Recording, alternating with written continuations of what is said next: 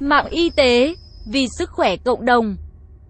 Chào bạn, bạn đang nghe audio chuyên mục dinh dưỡng trên website mạng y tế.vn.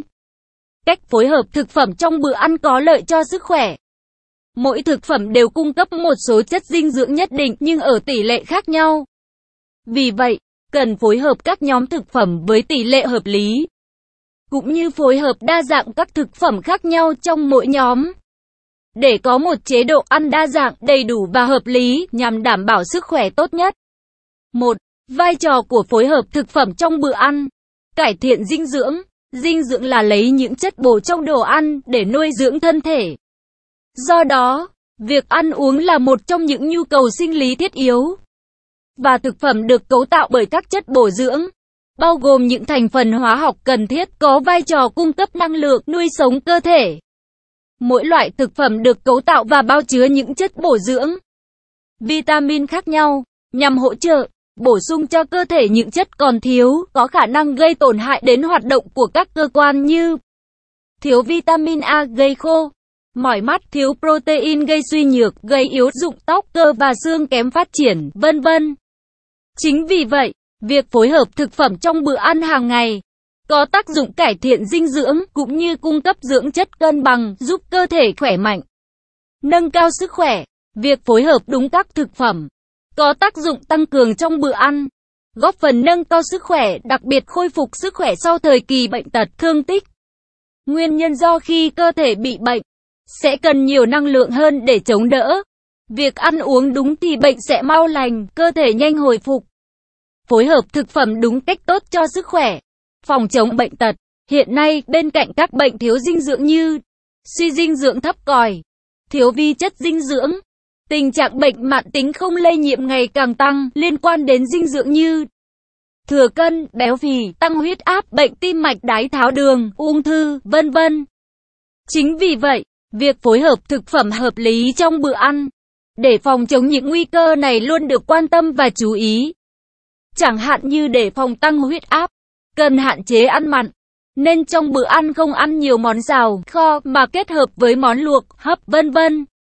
2. Phối hợp thức ăn thực hiện như thế nào? Ăn đa dạng và đảm bảo đủ 4 nhóm thực phẩm: chất bột, chất đạm, chất béo, vitamin và muối khoáng. Cơ thể con người cần được cung cấp hàng ngày rất nhiều chất dinh dưỡng khác nhau để xây dựng và đổi mới cơ thể, để đảm bảo hoạt động của các cơ quan tổ chức trong cơ thể, nhằm duy trì sự sống, tăng trưởng, phát triển và lao động của con người. Các chất dinh dưỡng này đều do 4 nhóm thực phẩm chính cung cấp: nhóm chất bột đường, nhóm chất đạm, nhóm chất béo, nhóm vitamin và khoáng chất. Phối hợp các loại ngũ cốc khác nhau. Nhóm chất bột đường gồm ngũ cốc là nguồn cung cấp năng lượng cho cơ thể hoạt động. Trong nhóm ngũ cốc thì gạo là lương thực phổ biến, được sử dụng nhiều nhất. Chúng ta nên chọn các loại gạo không xay sát quá kỹ cho bữa ăn hàng ngày như gạo lứt. Ngoài ra cũng nên ăn thay đổi các loại ngũ cốc khác nhau như khoai lang, khoai tây, ngô, vân vân để làm đa dạng bữa ăn và các chất dinh dưỡng, tăng cường lợi ích cho sức khỏe. Phối hợp thức ăn, nguồn đạm động vật và thực vật. Nên ăn cá, tôm, cua và đậu, đỗ. Nhóm chất đạm gồm thịt, cá, hải sản, trứng, sữa, đậu, đỗ, lạc, cung cấp các axit amin. Trong đó có 9 axit amin thiết yếu mà cơ thể không tự tổng hợp được mà phải lấy từ thực phẩm. Trong khẩu phần ăn nên có tỷ lệ thích hợp đạm động vật và đạm thực vật tùy theo độ tuổi.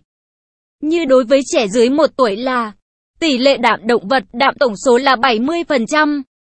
Trẻ 1 đến 5 tuổi là 60%. Và trẻ 6 đến 9 tuổi là 50%.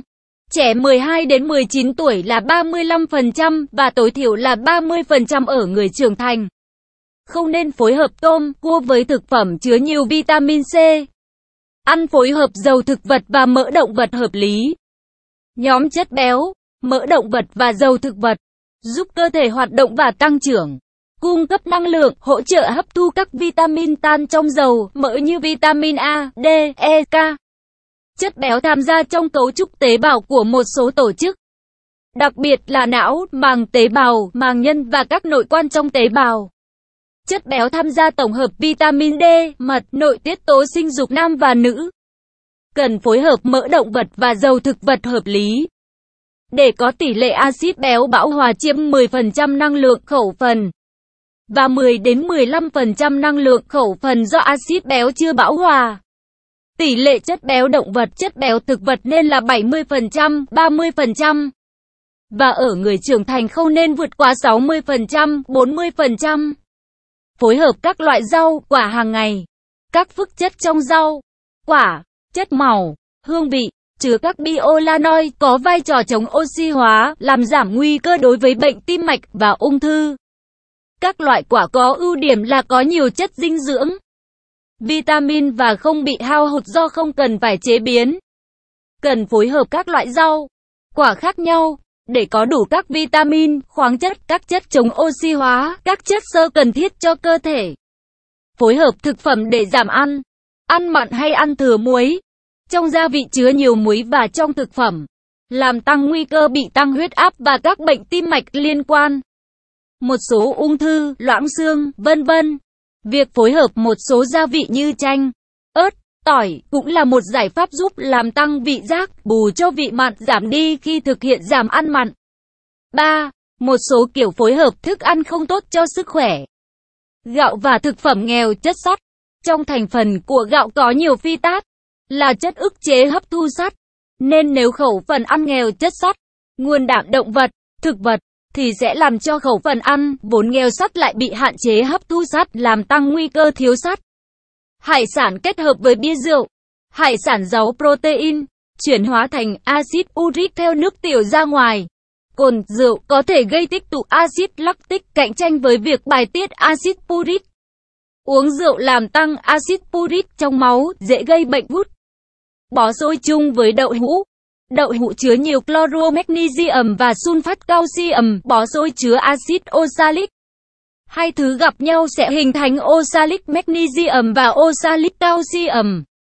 Không chỉ ảnh hưởng đến hấp thu calcium mà còn dễ gây bệnh sỏi. Tôm, cua và vitamin C. Ăn tôm, cua có chứa hợp chất arsenicum hóa trị 5. Nếu như ăn chung với rau quả có chứa vitamin C, sẽ làm arsenicum hóa trị 5 chuyển thành hóa trị 3, rất độc hại. Thịt jambon với thức uống chứa axit lactic. Để bảo quản các loại thịt đã chế biến như xúc xích, jambon, thịt lạp xưởng, vân vân, nhà sản xuất đã thêm nitrat để chống mốc và sự sinh trưởng của vi khuẩn Clostridium botulinum. Nitrat gặp axit hữu cơ, axit lactic, citric, malic, vân vân, sẽ chuyển thành chất gây ung thư. Tiến sĩ, bác sĩ Đỗ Thị Phương Hà. Nội dung bài viết đến đây là kết thúc. Nếu bạn có thắc mắc, câu hỏi gì xin hãy chia sẻ bình luận bên dưới bài viết này. Mời bạn hãy đăng ký kênh Mạng Y tế, chia sẻ bài viết này tới bạn bè và theo dõi thêm những audio tiếp theo. Hy vọng bài viết này sẽ đem lại cho bạn nhiều điều bổ ích. Chúc bạn luôn mạnh khỏe.